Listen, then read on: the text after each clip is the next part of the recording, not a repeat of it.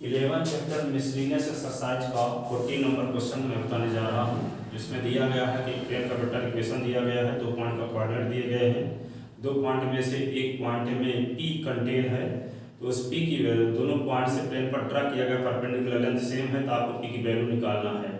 तो P की value निकालने के लिए क्या करेंगे, हम किसी पॉइंट से किसी प्लेन पर ड्रा किया गया परपेंडिकुलर लेंथ निकालने के लिए क्या करते थे, उस पॉइंट को प्लेन के इक्वेशन में सेटिस्फाई करा के s बाई जेड के कोफिशिएंट के स्क्वायर के सम के स्क्वायर रूट से डिवाइड किया करते थे कार्टेशियन फॉर्म जब पढ़ाए थे। तो जब 2 पॉइंट दिया गया है तो 2 पॉइंट का क्वाड और प्लेन का वेक्टर इक्वेशन दिया गया है, तो r के स्थान पे x i cap plus y j cap plus z k cap रख देंगे तो प्लेन का कार्टेशियन इक्वेशन आ जाएगा। प्लेन का कार्टेशियन इक्वेशन जब आ जाएगा तो पहले पॉइंट से प्लेन पर ड्रा किया गया परपेंडिकुलर लेंथ निकालेंगे, उसको T1 कहेंगे, और दूसरे पॉइंट से प्लेन पर ड्रा किया गया परपेंडिकुलर लेंथ निकालेंगे, उसको P2 कहेंगे।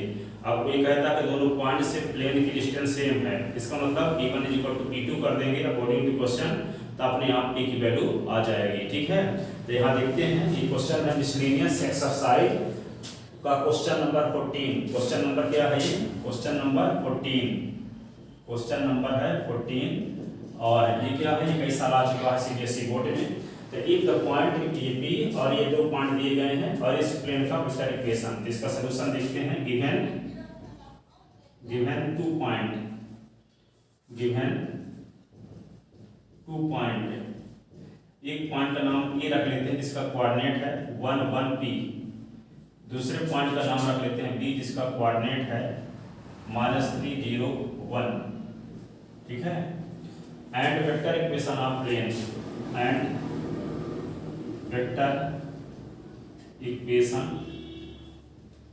ऑफ ए प्लेन, एक प्लेन का वेक्टर इक्वेशन है क्या, r dot 3i cap plus 4j cap minus 12k cap plus 13 = 0। ठीक है, ये प्लेन है मान लो, और ये प्लेन इसका इक्वेशन फर्स्ट है। अब एक पॉइंट है ए और दूसरा पॉइंट है बी, पॉइंट ए की और पॉइंट बी की, पॉइंट ए की प्लेन से डिस्टेंस और पॉइंट बी की प्लेन से डिस्टेंस क्या है, सेम है। ठीक है, तो पॉइंट पी की ए और बी से डिस्टेंस जब सेम है तो इसको P1 मान लिए, इसको P2 मान लिए। अब P1 पर आप P2 कर देंगे तो आपको P की वैल्यू आ जाएगी। तो यहाँ पे for Cartesian equation of plane first, for Cartesian equation of plane first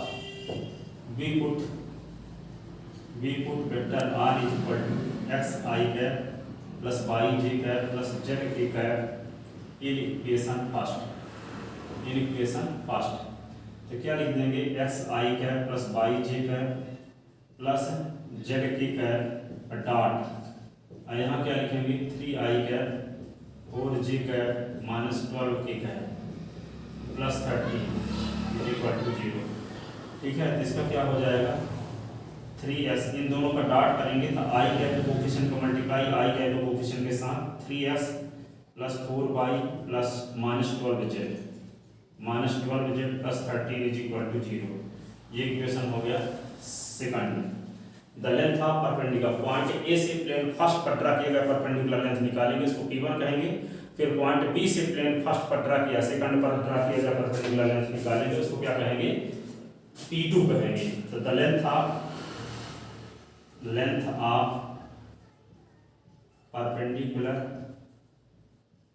perpendicular drawn from A up on the plane second, P1 = क्या होगा, इस पॉइंट को सेटिस्फाई करते हैं ए वाले कोऑर्डिनेट, ये तो ए का कोऑर्डिनेट क्या है 1 1 P है, तो s बाई जेड के स्थान पे क्या लिख देंगे 1 1 P।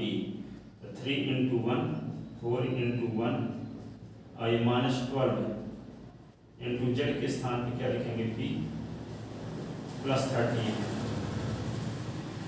अपॉन अंडर रूट क्या लिखेंगे 3 का स्क्वायर 4 का स्क्वायर -12 का स्क्वायर। तो P1 की वैल्यू क्या आ जाएगी 3 1 जा 3 4 7 3 ये 4 -12 प्लस p प्लस 13 अपान क्या इसका मॉड भी लगाते हैं तो ये क्या होगा 3 का स्क्वायर 9 16 तो ये क्या होगा √9 ये 16 प्लस 144 ये हुआ। तो P1 की वैल्यू क्या आ जाएगी यहाँ से P1 की वैल्यू आ गई ये 3 और 4 7 से 12 निकलेगा तो -5 plus p plus 13 upon root क्या हुआ 169। इसको क्या लिखेंगे 13 से 5 निकल गया 13 से 5 निकलेगा तो क्या बचेगा 8 तो यहाँ पे आएगा p प्लस 8 अपान 13 ये मार्ड में आएगा ठीक है p प्लस 8 अपान 13 p प्लस 8 अपान क्या हो जाएगा इसका p plus 8 upon 13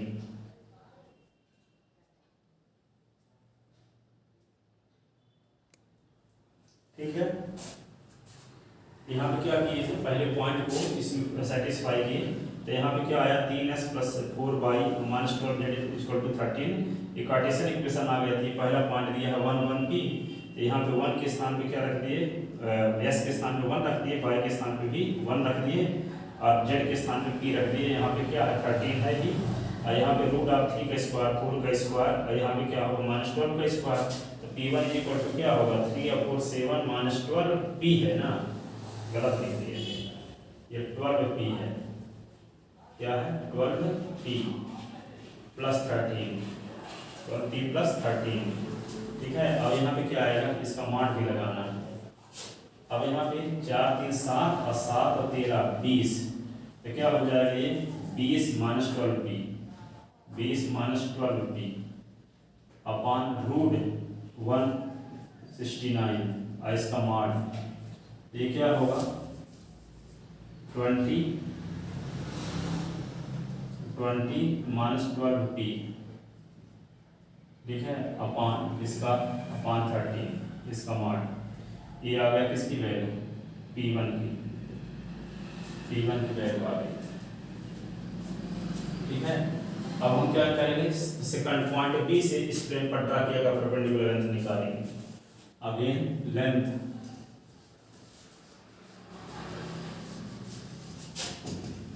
again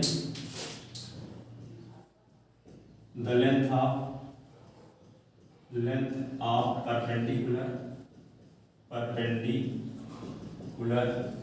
drawn from B जिसका कोऑर्डिनेट है -3 0 1 up on the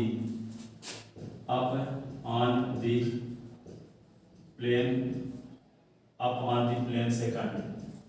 यहाँ पे क्या होगा P2 इज इक्वल टू इसमें पॉइंट दूसरे पॉइंट को देता है 3 इंटू -3 4 इंटू 0 12 इंटू 1 और ये क्या है प्लस 13 अपॉन अंडर रूट क्या होगा 3 का स्क्वायर 4 का स्क्वायर ये -12 का स्क्वायर ऐसे ये आएगा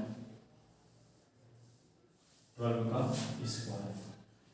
अब यहाँ पे इसमें मार्क करना है तो P2 is equal to -9 -12 plus 13 ठीक है अपान क्या लिखोगे अंडर रूट 9 16 144 ठीक है।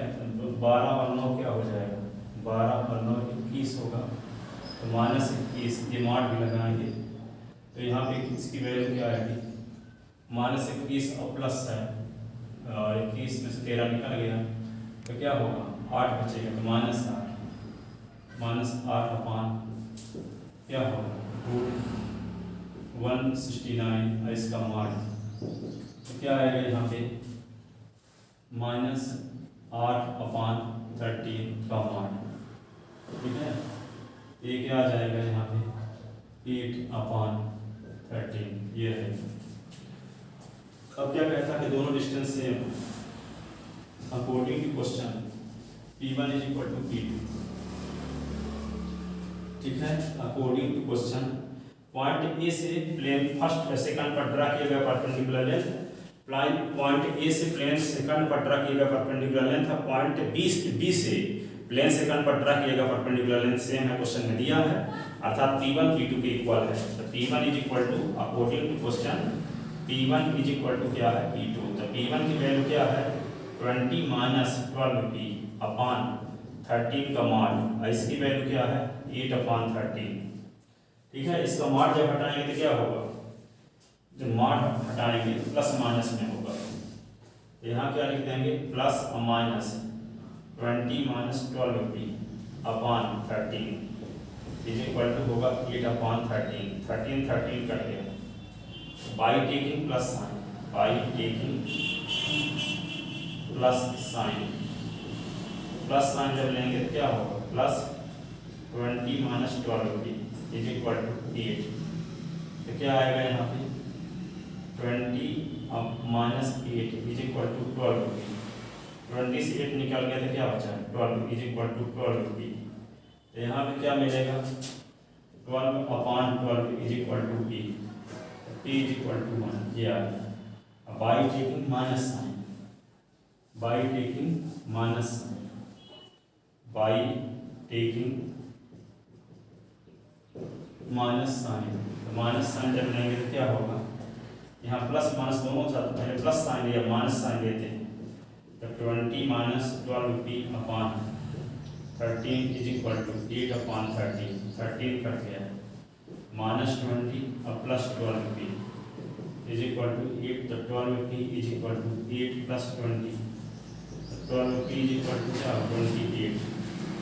यहाँ पे क्या होगा 12P इज इक्वल टू 28, तो P is equal to 28 upon 12। काट सकते हैं इसको किससे 4 से काट सकते हैं, 4 3 12 और 4 से काटेंगे तो क्या आएगा 7, तो P is equal to 7 upon 3, P is equal to 7 upon 3। तो यहाँ पे P1 is equal to P की वैल्यू क्या होगी, हेंस P की वैल्यू या तो 1 होगी, हेंस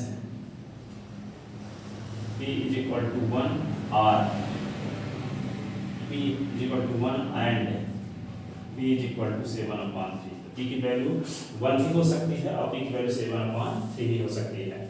तो दो पॉइंट दिए थे और एक प्लेन का वेक्टर इक्वेशन दिया था, तो दोनों पॉइंट ए से प्लेन फर्स्ट पर ड्रा किया गया परपेंडिकुलर लेंथ और पॉइंट बी से दिए गए प्लेन पर ड्रा किया गया परपेंडिकुलर लेंथ सेम हो, तो P की वैल्यू निकालना था।